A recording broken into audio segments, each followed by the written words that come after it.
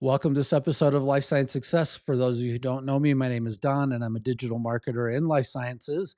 And my guest today is Matt Veatch. Matt is the president and COO and co-founder of Navidence, a SaaS company advancing the use of computable operational definitions for real-world data in clinical trials and evidence generation. So I'm excited to get into our conversation today, Matt, and thanks a lot for being a guest. I appreciate it.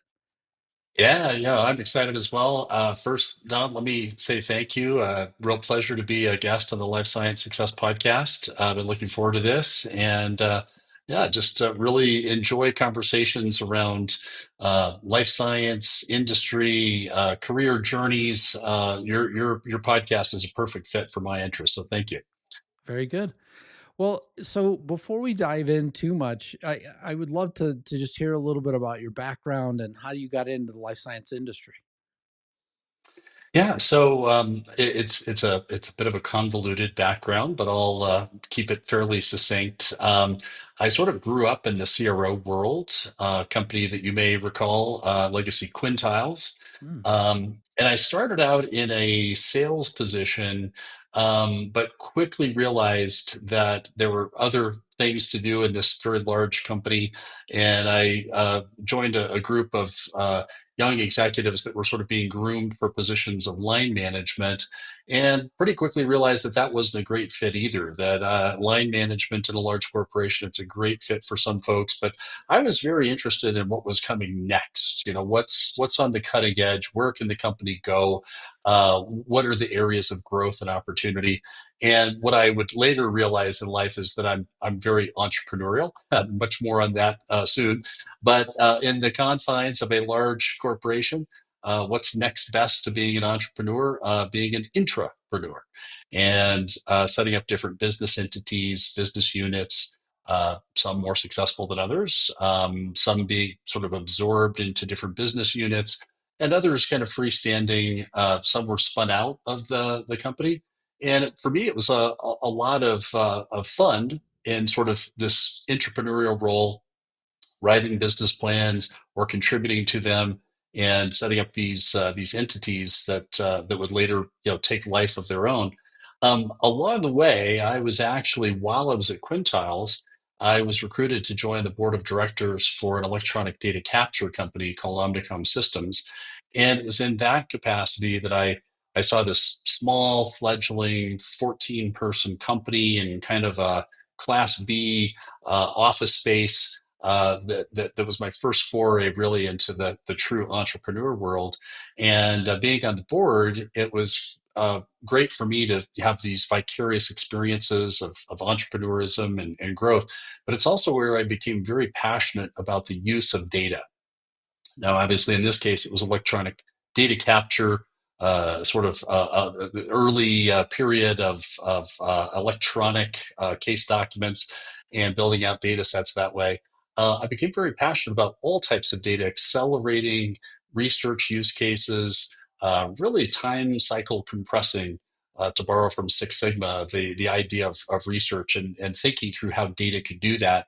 And that was very influential because I was able to pivot my career in Quintiles to join the IT organization where I was working very closely with folks who had vastly different backgrounds than mine, having grown up in sort of the clinical trial space, now with an interest in real world data. And that was sort of the early period of what would become real world evidence and real world data. And to be a part of that team was a lot of fun. I rose to a position of senior leadership where I was overseeing the data assets for the company and had the opportunity for a relatively short time to be administrating the Data Governance Council. And it was there I was getting a lot of requests or questions about international data and how we could stimulate more and more access to international data. And I conceptualized and engaged with some executives in the counterpart company, which I'll mention here in just a second, but conceptualized an idea of a strategic collaboration between Quintiles and IMS Health. And uh, through positioning with senior leadership and finally eventually being given the permission to set up a strategic partnership, that sort of took a life of its own. It was a very successful partnership. The investors stepped in.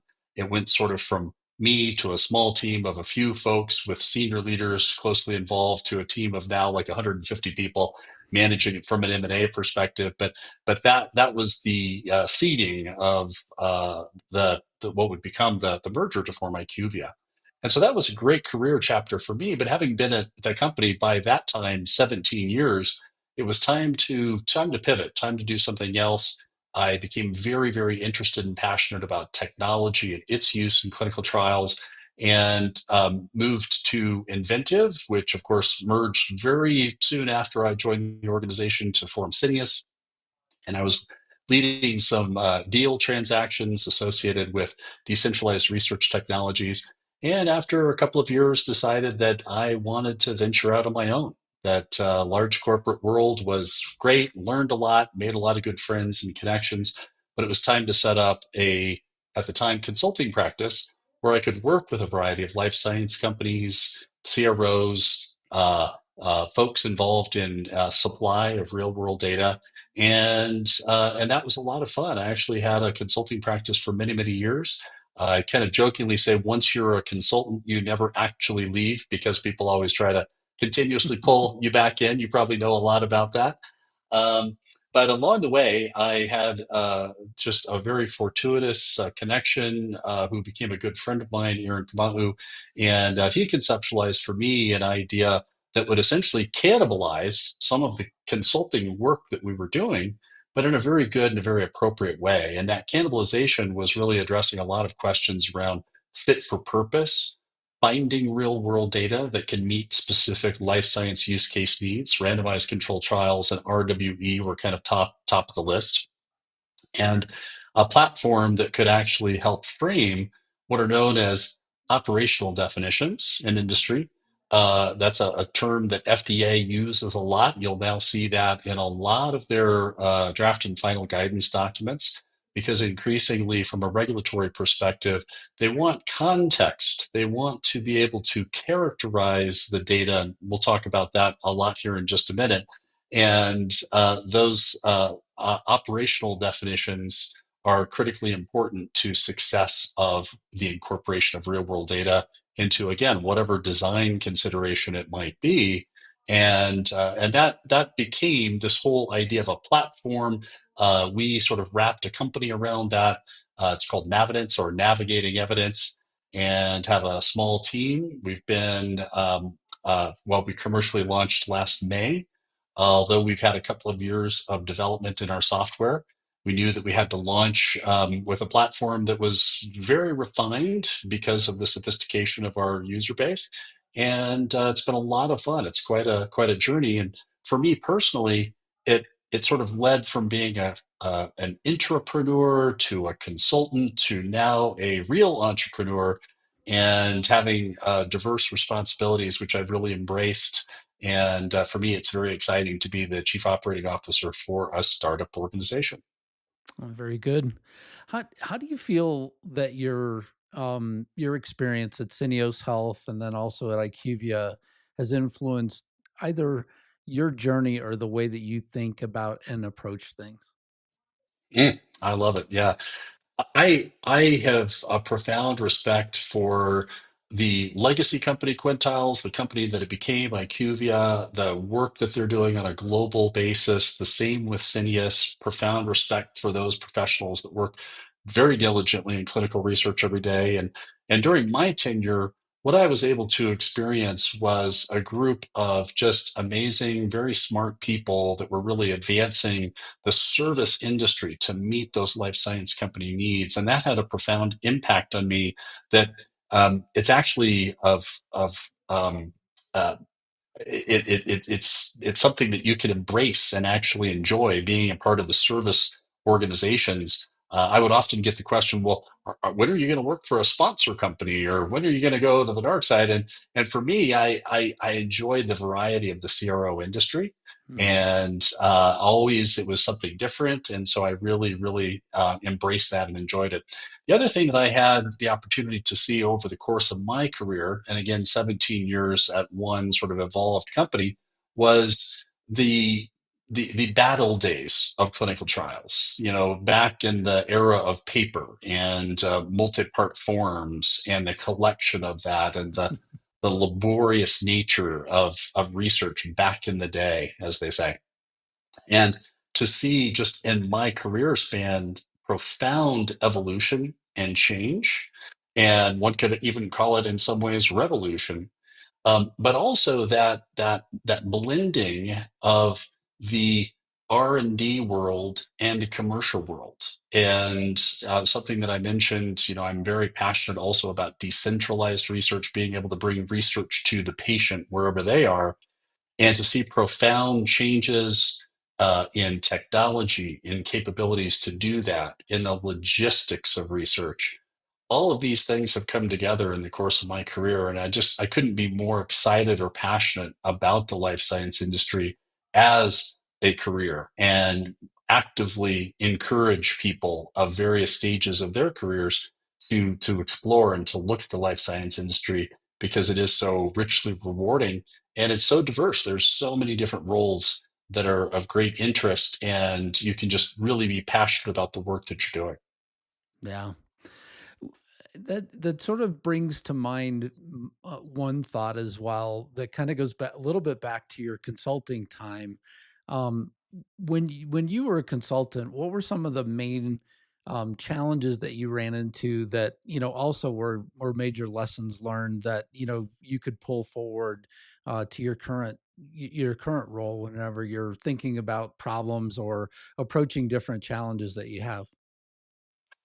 Absolutely. And one bit of advice for anyone considering a career in consulting or setting up their shingle to consult, it's having high specificity around the scope of your consulting. Because if you have a diverse background, you can be pulled in so many different directions, and you have to be very passionate about each of those projects and the products of your clients. And so that's something that I learned pretty quickly. I wanted to be absolutely passionate about everything that I was working on, and that's why I really constrained my consultancy to focus on the commercial access of real world data.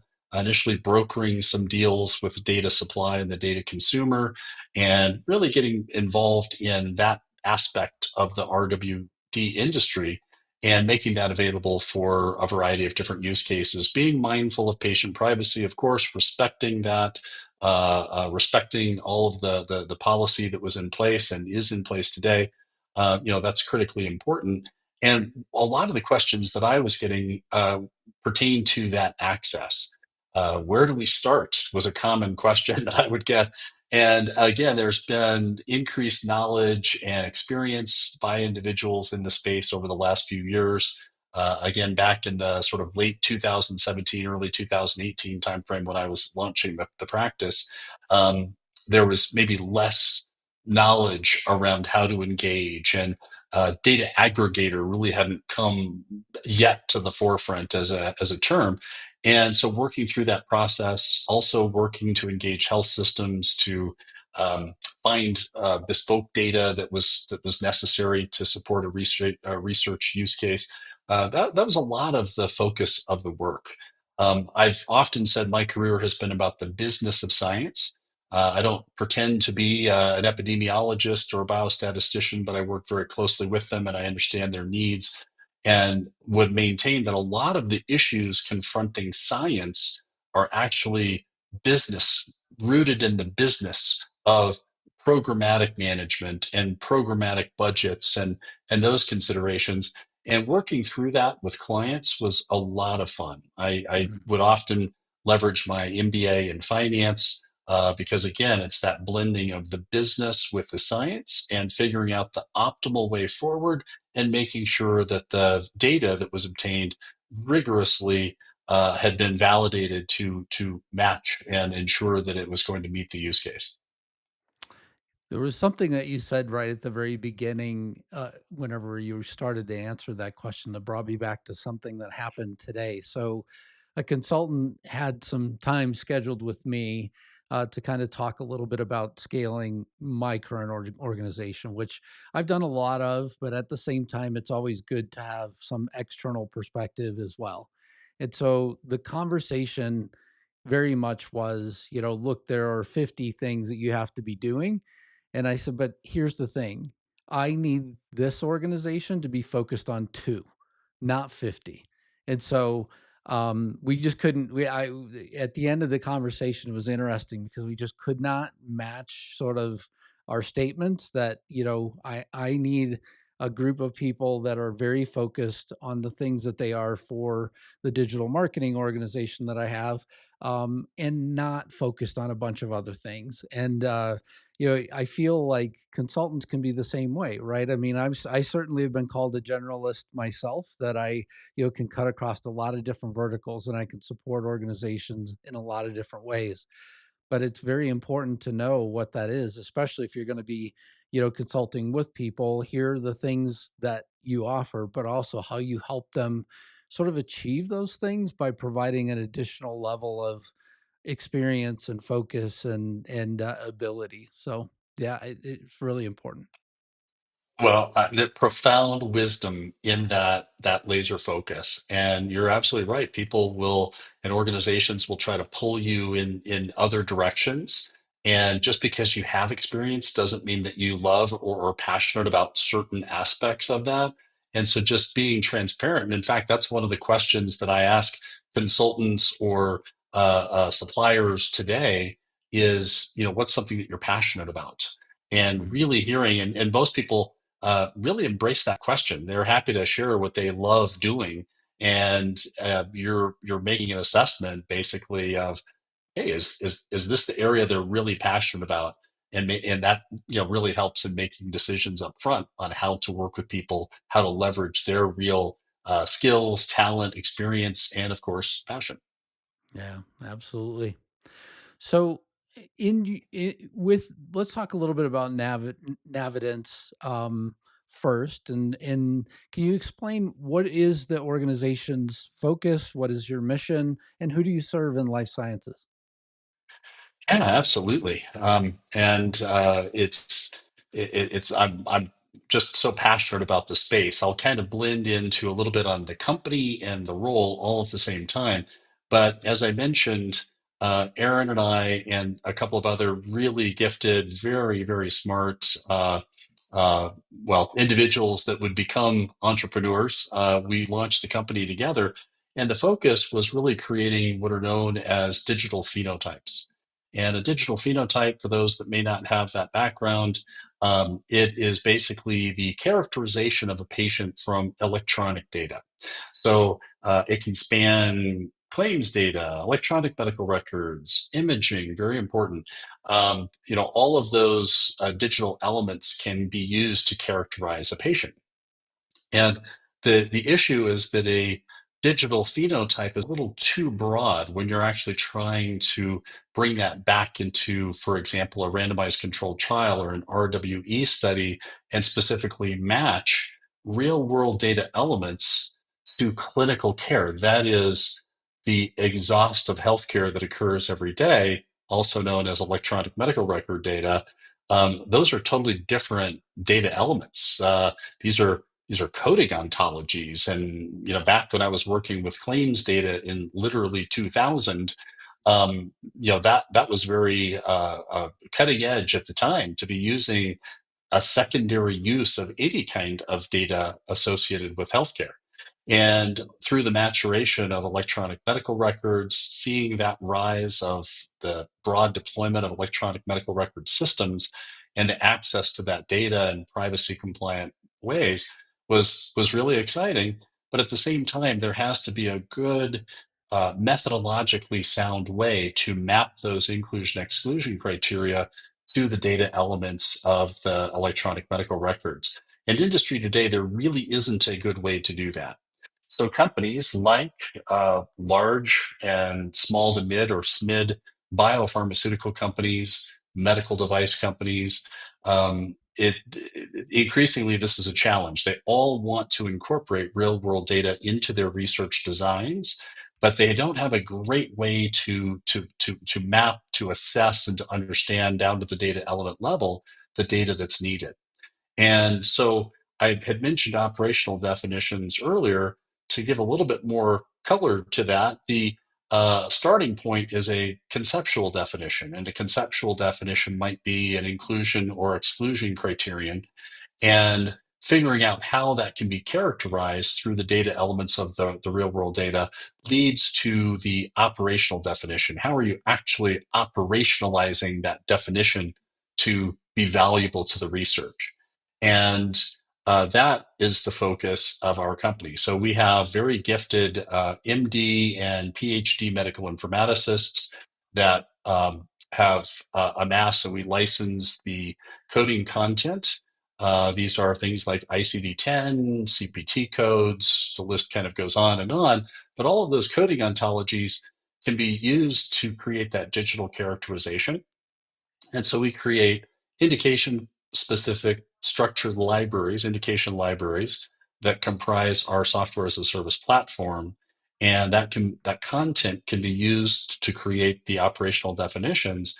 And then those codefs, as we call them, those codefs can be used to actually create the protocol, design the protocol in the what we call RWE Sherpa platform itself. And so it addresses an operational consideration for life science companies. It also addresses an internal communication and stakeholder engagement consideration, because so often, and from the consulting era, for both Aaron and I, we would have conversations with different senior leaders, med affairs, biostats, pharmacoepi, and just getting consensus around a definition can be a months long process.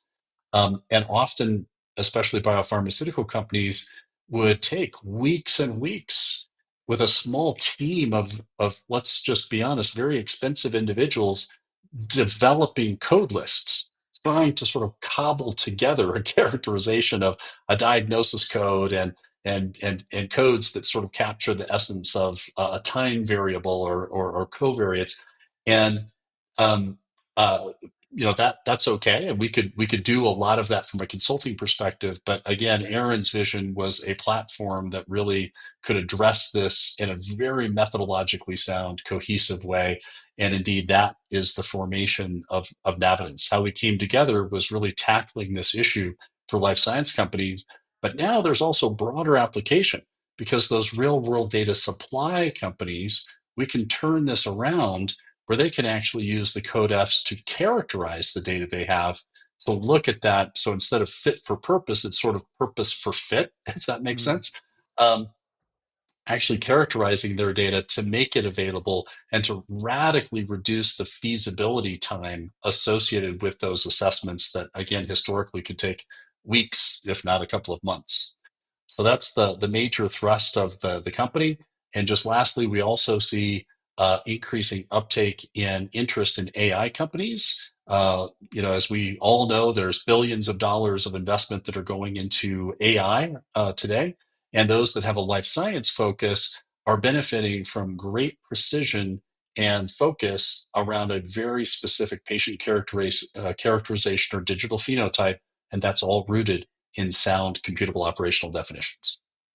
That was one of the questions that came to mind for me as well, is whether or not, if the codefs were used as frameworks, not just essentially, the other way around, right? So it sounds to me like there is a bidirectional relationship in our industry. Absolutely. We kind of characterize that a little bit as almost like an operating system. Mm. And we often will address that with our clients who ask, well, Navidence, how do you get your data? Not so fast. We are like the operating system between the data supplier and the data consumer. It is the computable operational definitions create that medium of exchange, of communication, and it isn't our access to the data. It can be deployed in any data set and completely in a data agnostic manner.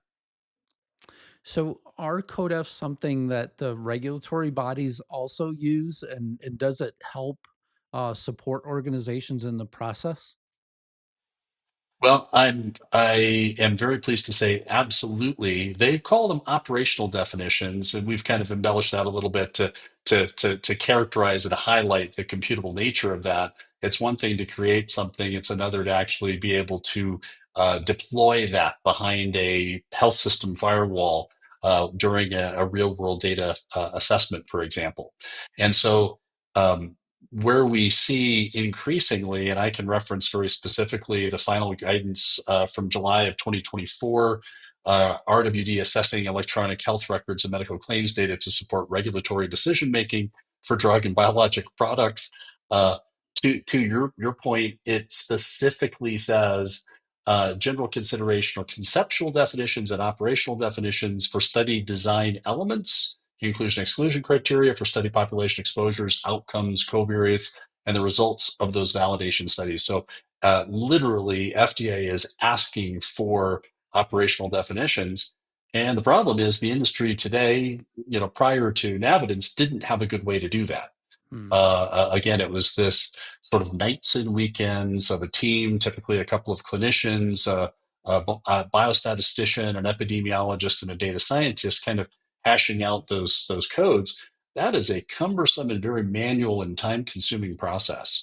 And if you look at the opportunity cost of that time, as well as the literal cost of that, those hours of, again, some very very expensive individuals in these companies, having a platform that can much more easily in a matter of hours and with even better precision help to guide these teams working in life science companies, that's, we feel, critically important, and the genesis for the company and our growth as we have been sort of welcomed into large pharma companies when they initially say, "Oh no, we develop code lists ourselves," and then we sort of highlight the difference, and then all of a sudden it's like, "Oh, we've just created some champions." They absolutely see the value and the utility and the time savings.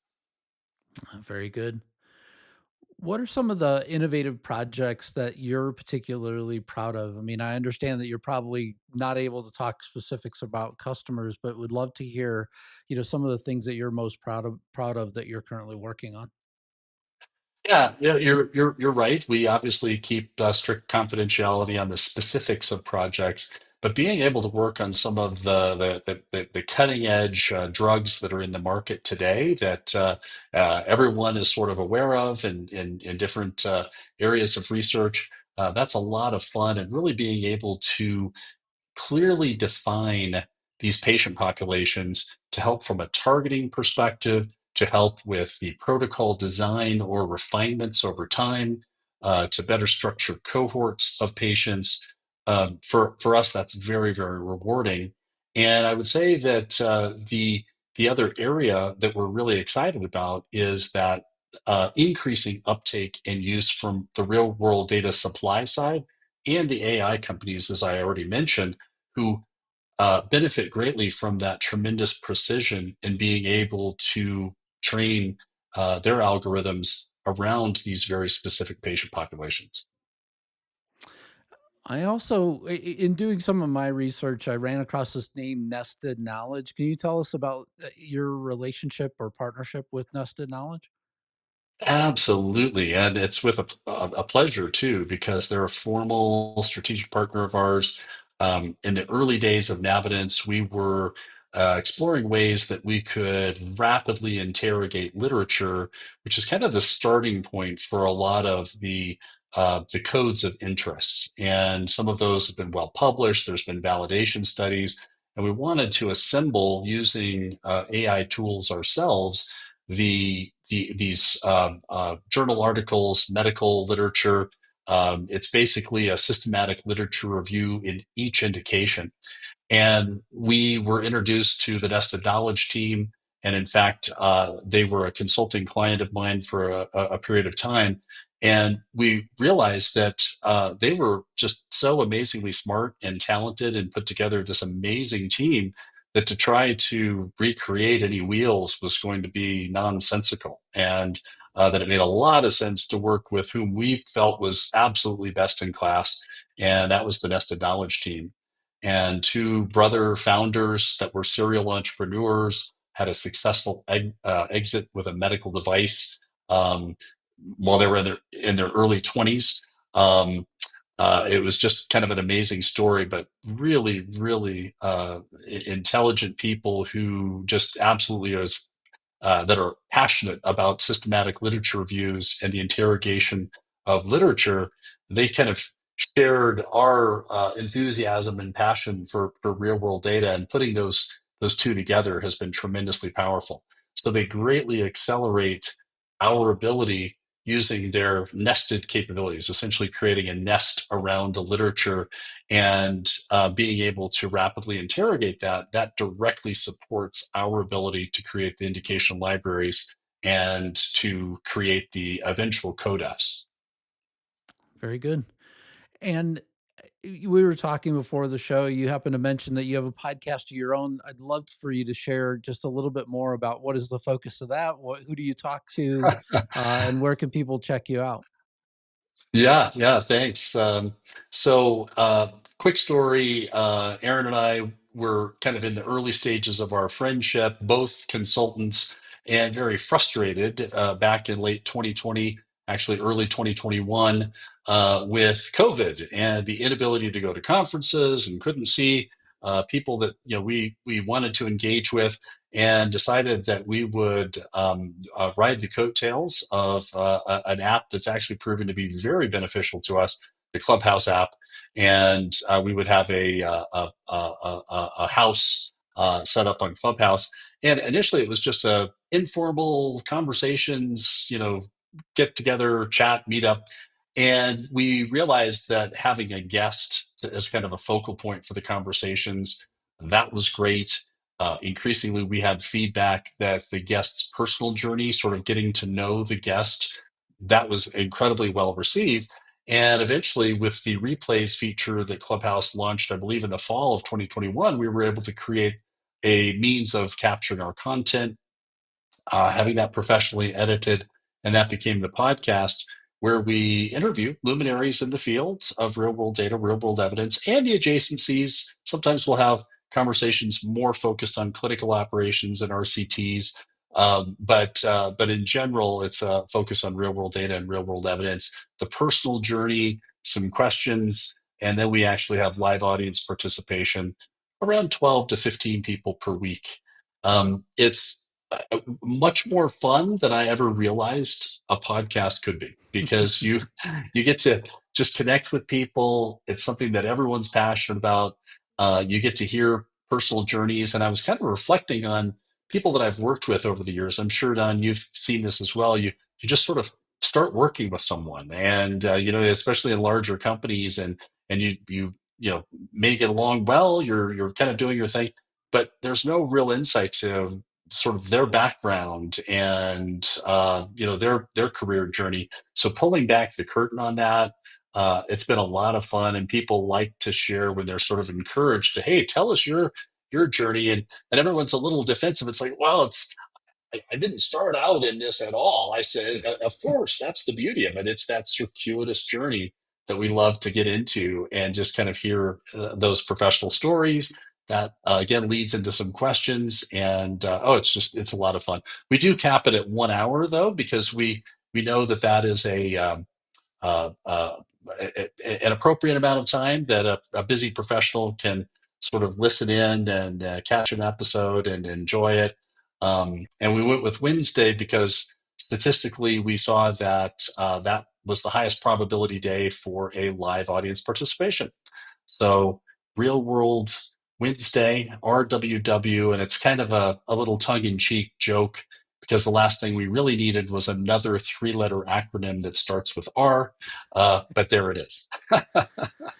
And then when do they get released, I guess, or do you still do it on Clubhouse?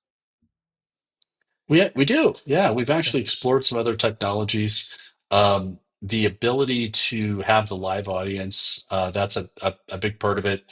we are able to release within a couple of days post live episode. And we are on Spotify. We're the RWD and RWE podcast on Spotify. Also, we have a website, rwd-rwe.club, and all of our content shows up there. Perfect. All right. Very good. Couple questions about you. So, what is the greatest piece of leadership advice you've ever received? Yeah, I really enjoy that question because I've thought about some of the key influences and the people that I've worked for and with over the years.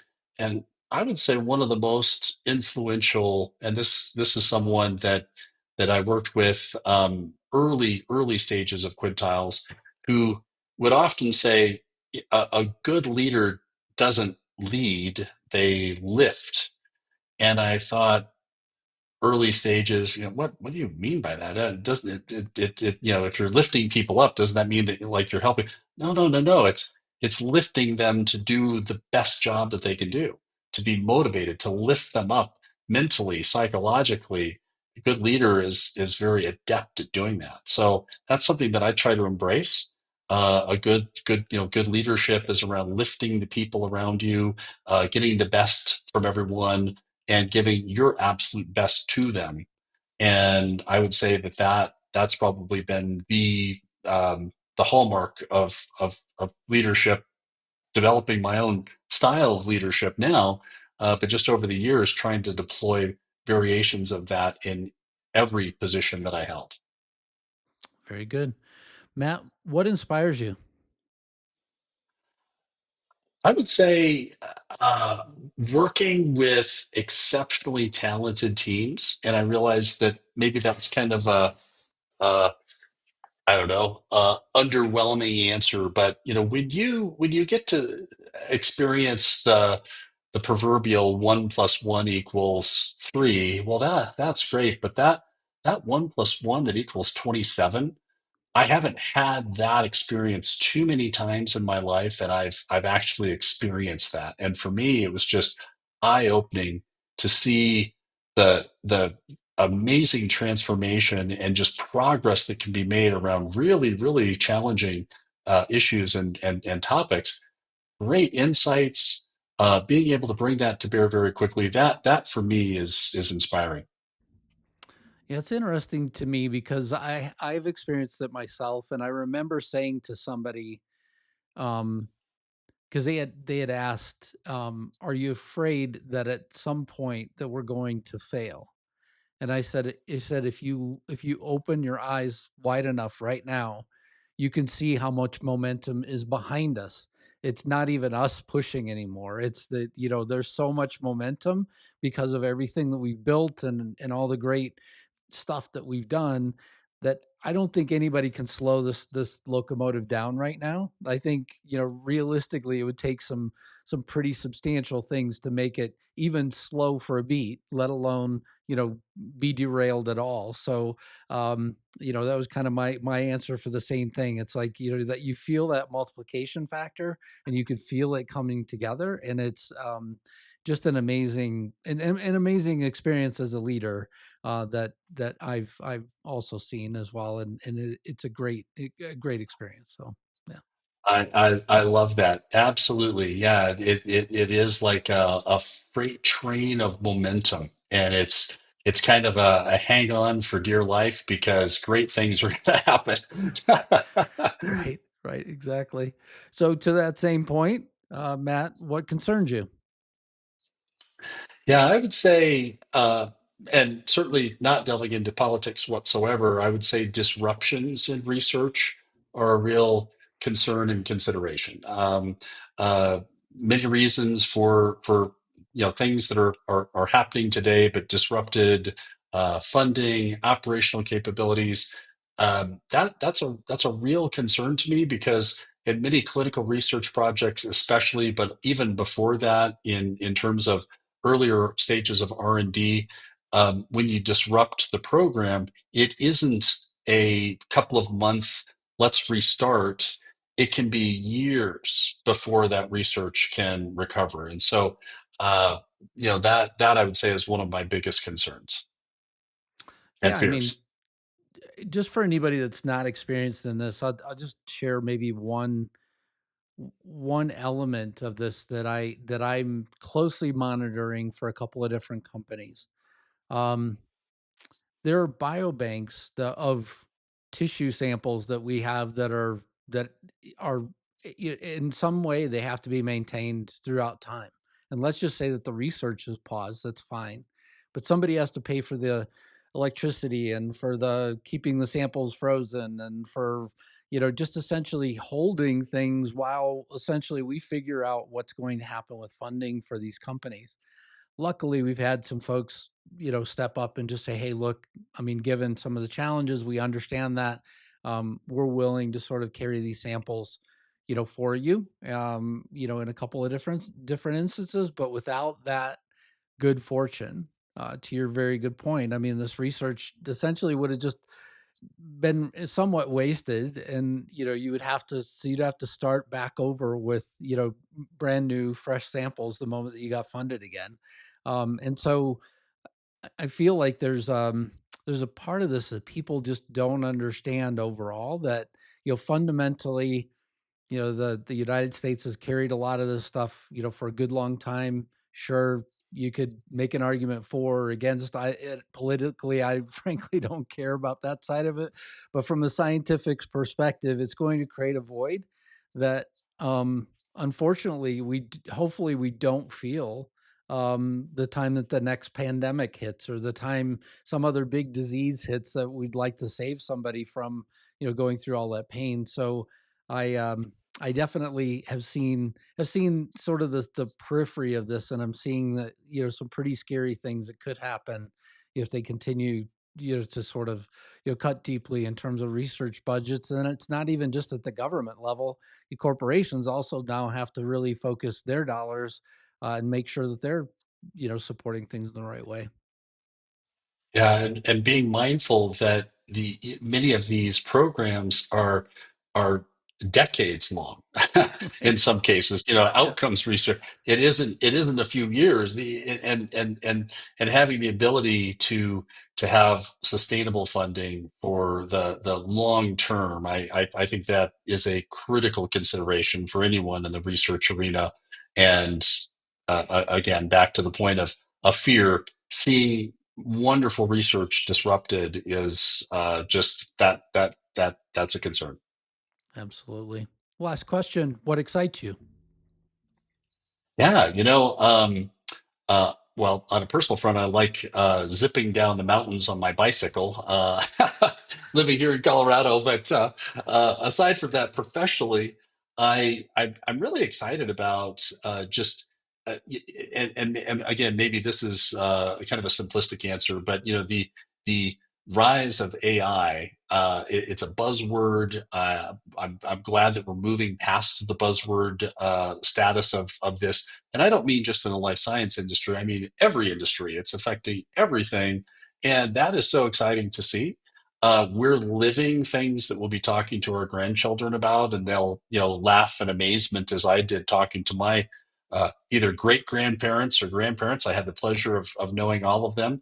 And they would talk about the technological advancements and, the introduction of the television and the impact that that had, and just laughing as a kid and then realizing that I am living a lot of that history today. And when I'm talking to my grandchildren about the early days of AI and something that they will eat, sleep, breathe, it'll be such a part of their life, they probably won't even call it AI by that point in time. And for me, that's exciting. I just couldn't be more excited about that aspect of our evolving world, and the mental fortitude that it's taken for so many teams to come up with such amazing innovation. Yeah, absolutely. Well, I couldn't agree with you more. I mean, it's already hard enough. We went to I took my grandsons south of Denver. We went on a train ride, and in that sort of stop at a train station, one of the things that one of my grandsons saw was a payphone, and he said, "What is that?" And I said, "Well, this is the early cell phone. Whenever you were traveling, this is the only way to call home. So, you had to find one of these to be able to call home, back long ago." And so anyway, so yeah, I mean, we'll we'll interestingly enough get to live through a couple more of these cycles, and I mean, there are a few things that stand out in my mind. One, compute power, and where it'll be, later in my life. Two, where will music be? Because, for sure we'll have new creative ways of sharing music. Um, and what happens next? Essentially is the next question. But I did hear somebody say, back to your AI point, they said that software is now being developed 85% faster.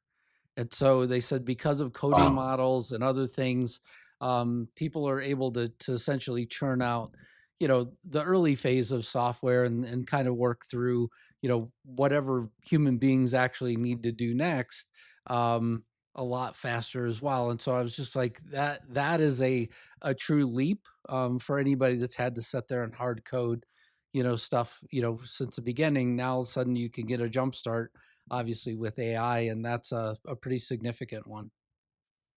Well, and just the news releases around new models almost every day. We're having a meeting internally about something that has literally changed in the day that we're talking about it. It's just profound. Yeah. Well, Matt Veatch, thank you so much for being on the Life Science Success Podcast. Thank you for telling me about Navidence and the things that you're doing there. I wish you well, and look forward to staying in touch, and hearing more about the journey that you guys are on. Thank you so much, John. I really appreciated it. It was a great discussion. Enjoyed being part of the podcast. Thank you for asking me to be a guest, and just wish you much success. It's an exciting space. Thanks a lot.